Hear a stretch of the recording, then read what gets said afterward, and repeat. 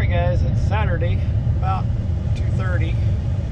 I have rolled the dice again. I was watching an online auction. It's actually not very far from me. It's just life things happened. I was unable to get up there and take a look at this vehicle. And it's a crane. So I was watching this auction. It was pretty cheap, so I went ahead and pulled the trigger, and we're filling up and fixing to head up there and take a look and see what we got. Alright guys, here we are. We have literally just pulled up. Just got out. The heck did I get myself into? A rust bucket maybe.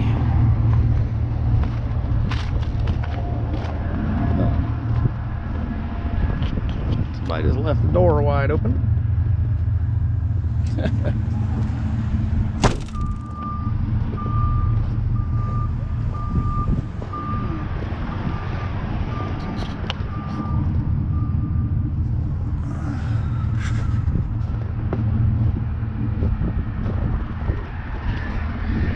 Business class M2.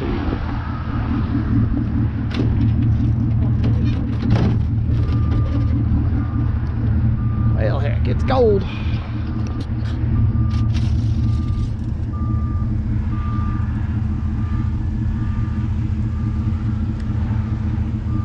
That's a little bit low on oil, but not bad. It's got it in there, that's what counts.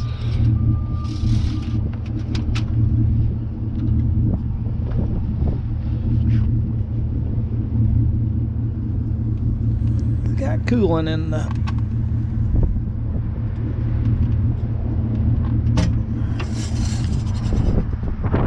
trans fluid.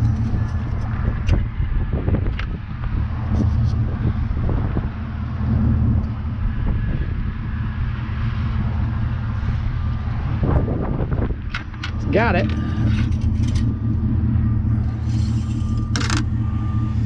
Supposedly it drove in here.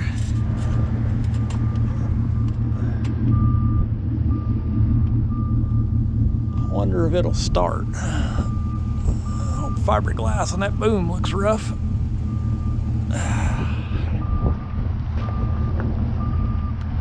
Number 43, she is a 2007 International.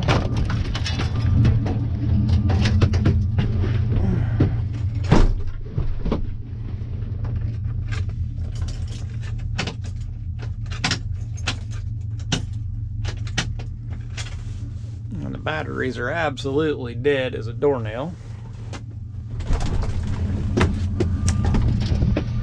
Oh.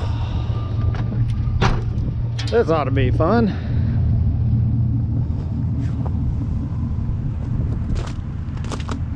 They got some free road cones.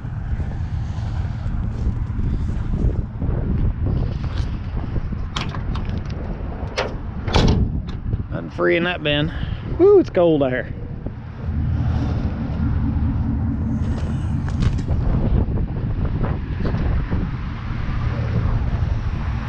Alright guys, I'm gonna have to get some more clothes on and see what we can do here and get this thing started off maybe. Alright guys, it's cold out today. It's maybe 10 degrees.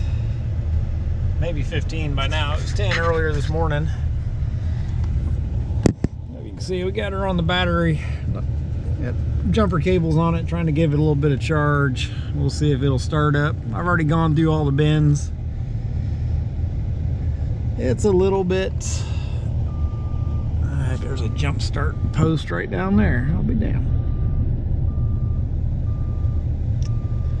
We'll have to move our cables over there here in a minute. Let's see if she'll jump off. But I've already gone through everything.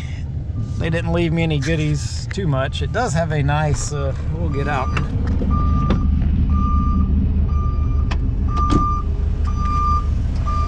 They're over there loading up little mini excavators. I think some of them went for like 3,800 bucks today.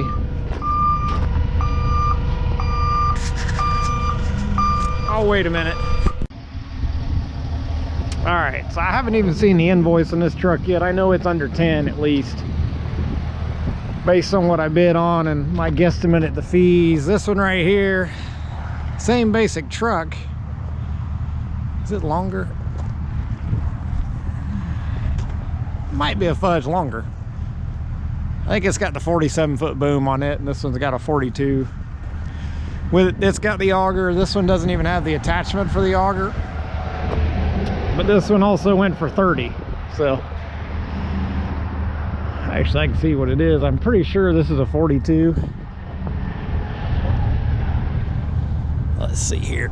Let's see if we can clean off some snow. Let's see, what do we have here? Yep, a DL 42. That'll do 30,000 up close, 21 all the way out. And then this one's got the 8-foot jib on it. This one doesn't. This one doesn't have pole grabs either, but they both got buckets. So let's see what this one is. I was shocked it went as high as it did. It's a 45. So 3 extra feet down on capacity a little bit. Iced up, but so one of the nice things on this one, it does I haven't even looked at that box there. I do need nice toolbox, nice inverter. So have to make sure Dad knows how to run that thing. What do we have in here? Another box.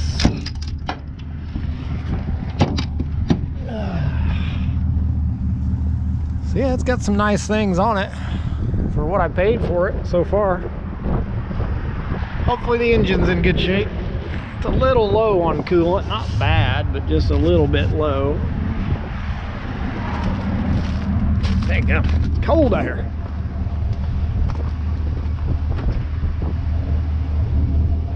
(2007). All right, I don't see any signs of impending doom. Oh goodness. Got the book with it and everything, which is nice. I don't see any notes that says bad engine, bad transmission. Occasionally you will run into that stuff.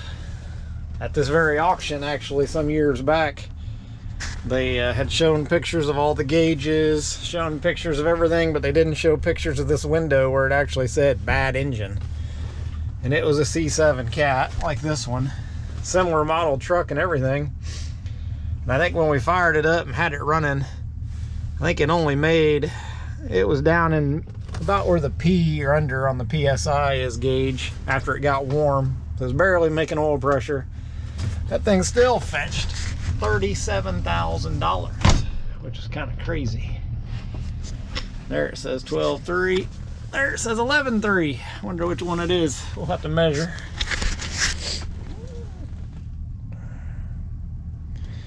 All tech wiring. Huh. Well, let's move our cables and see if this thing will fire off.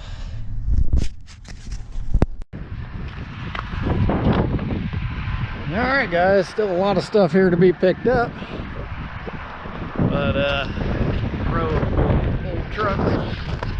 We're done with our title work. We are heading down here to see if this thing will start. If it will, I'll park it outside the gate. If not, we'll leave it here and come back this coming week.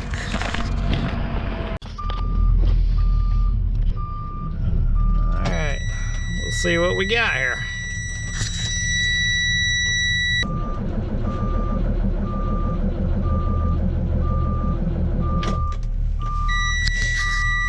Quite spinning fast enough.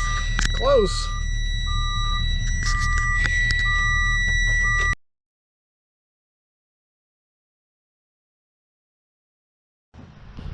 All right, let's try this. Got the Batoman there. Got the car hooked up.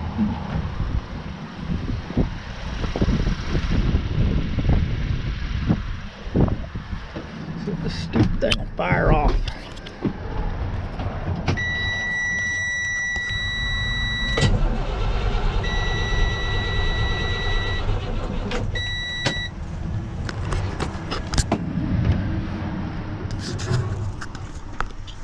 Bending over, but no go. All right, we'll see if third time is a charm.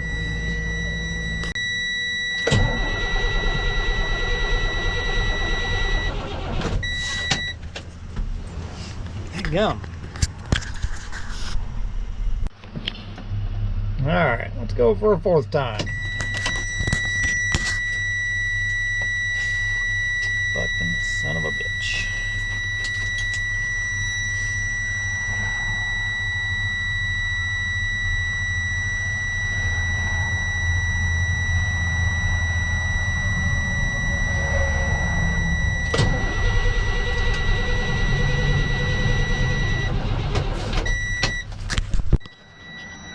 Go for 5.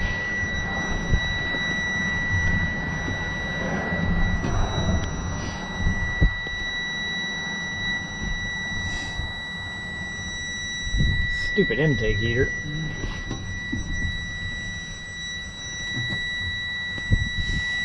Excuse my language.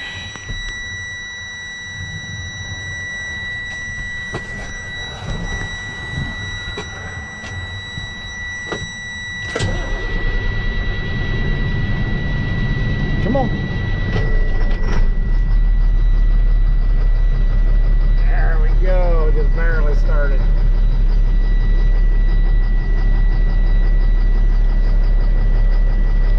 Woo!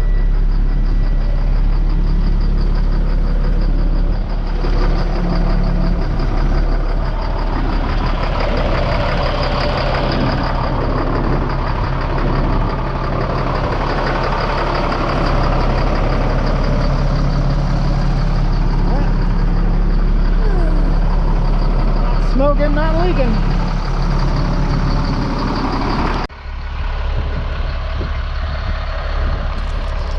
Well, it drove up to the building. Okay. Pretty sure the exhaust is shot. And that is basically exhausting behind the turbo, but hopefully she'll make her home. We'll take care of that when we get there. Other than that, everything looks good. Looks to be running good.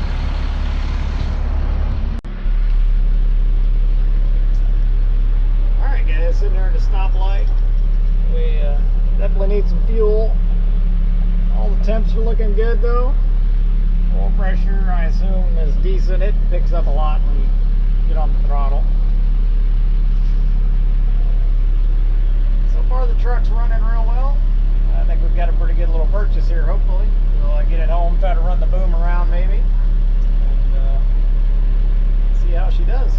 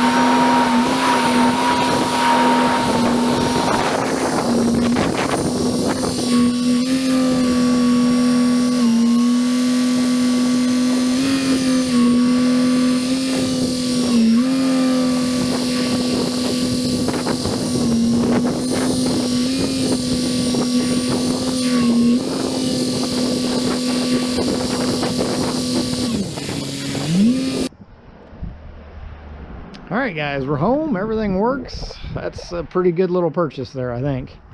Tires are all in decent shape. It's a little bit rusty. Most of these Illinois trucks are, especially right around here. That control box, pretty rusty. But I think we can clean some of this up a little bit. Knock some of this rust off and throw a coat of paint on it at least, maybe, just to slow the rust down. It ain't gonna keep it. And these controls, these things are just, they need lubricated. They are, again, it's just salt and rust. I hate it around here, but starting to see why they've got these on here. Because when you're standing here to rack the boom, that box up front, you can't see the cradle at all. There is a red line there, I just noticed, actually. There's so much grease there, I was peeking for a set of lineup marks. Didn't see it till just now. Got some stuff disconnected up here. I'm not exactly sure what that even is. I'll have to look into that more, but everything seemed to work pretty well. You can see here, 42-foot boom. I wish it was a 47, just every little extra foot helps. It does have the 8-foot material handling jib, and this might be hard to see, but at 4 foot out, that thing will do 1,400 pounds in any position. So that'll get me to 46 feet. And then 8 foot out, it'll do 700 in any position, and standing up, it'll do 14 or 1850. So that's a pretty stout little jib. We'll be able to use that. Winch line's good for 10,000.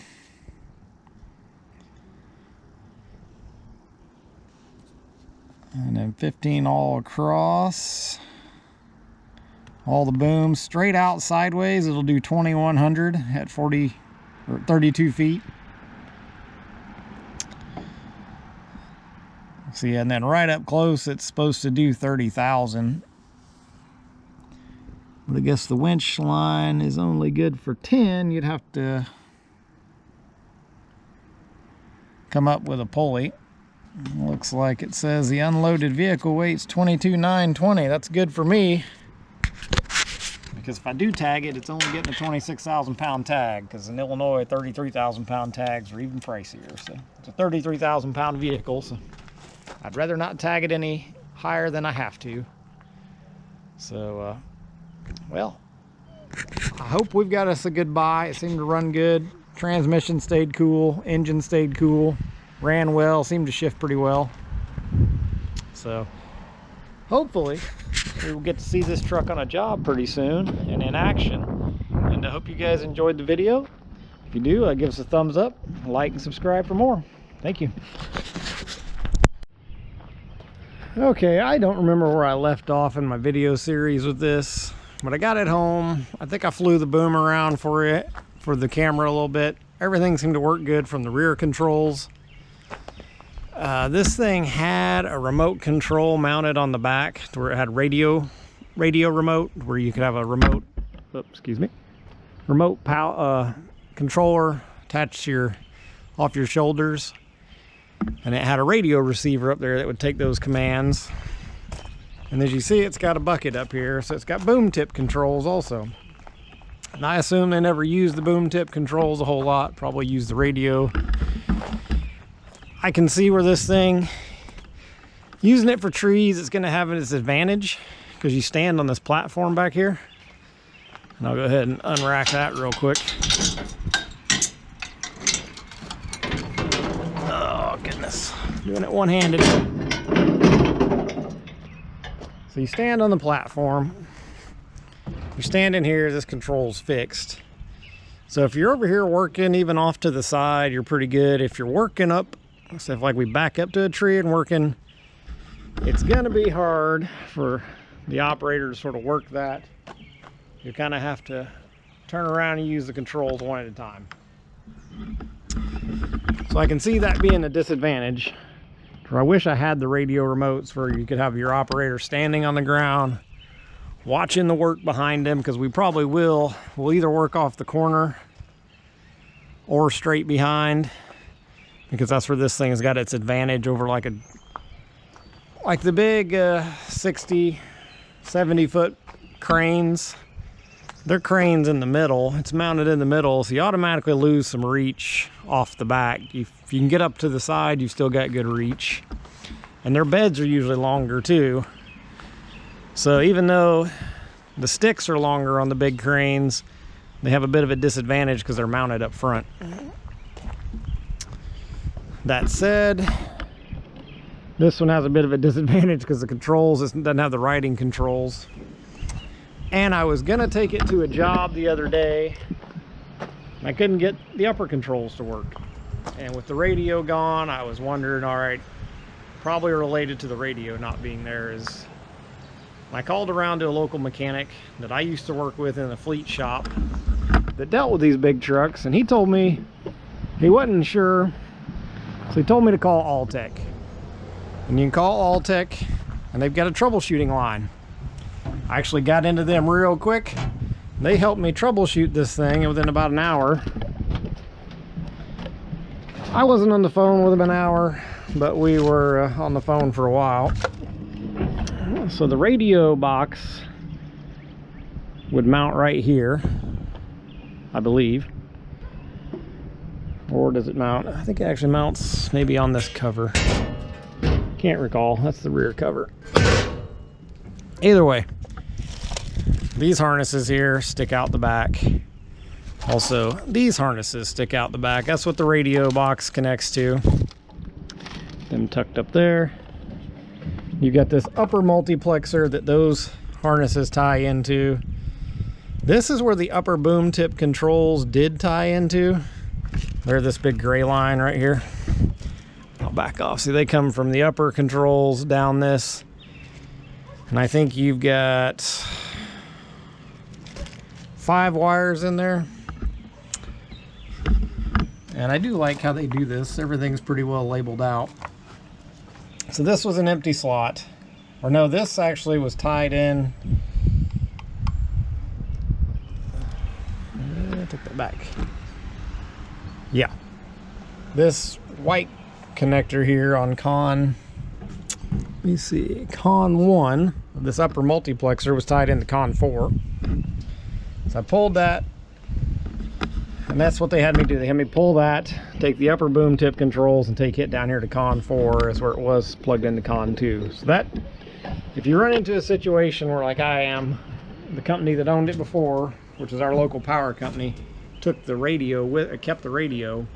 That's how you can get the upper boom tip controls to work. Took me about an hour, because once I got off the phone with them, even on the phone I couldn't get it to work. One thing with these on the interlock, there's a couple lights down here. You got 5 volt, 12 volt, and interlock. So you've got, I don't know if you can see up there, there's 4 levers and basically a safety switch or an emergency stop switch. That red plunger, you pull it back, that enables the controls up there. So that interlock, there's an interlock communication coming down through this wire. And that's sort of the first thing to make sure. And then there are other wires I think are communication wires for the upper controls. So the key was to make sure the interlock was work. So if you enable that and pull a function at the same time, you should see the interlock light up, and we were, but the functions still weren't working. And I think that's either a loose connection or there is a multiplexer up there, I was told. I haven't dug into that yet. I was able to fiddle around, shake things, and I did get it to work for a short period of time, but it was intermittent. So I'll have to figure that out, because this would be a handy truck to have for little short jobs. This truck's advantage, it's got 32 foot of stick with the bucket, and I got an extra 8 foot on top. So I could go out 40 feet of stick of sheave, but I can only go 32 on the bucket. That would be handy if you had a job where you were reaching up under something low, but you still needed to be 10, 15 foot off the ground. As for that one, your upper boom has to stand up to get that bucket to go out, and then that bucket will still run out in an arc, so it can't reach out real low to the side. So this one would be handy. I didn't buy it for that reason, but it was just nice to have. That also explains why this truck went so cheap at the auction. Although I don't know about that, because the other truck next to it had the auger and had the radio. I could tell by some pictures and video that I had that I'll show you guys. It had the radio with it. That's about a $10,000 option. So still doesn't explain the delta of 27, 28,000 versus about 8,000, but explains part of it, I guess. So that's gonna do it for this truck. Hope you guys enjoyed the video. If you're having similar issues, hope you learned something, and like and subscribe. There'll be more to come. Thanks.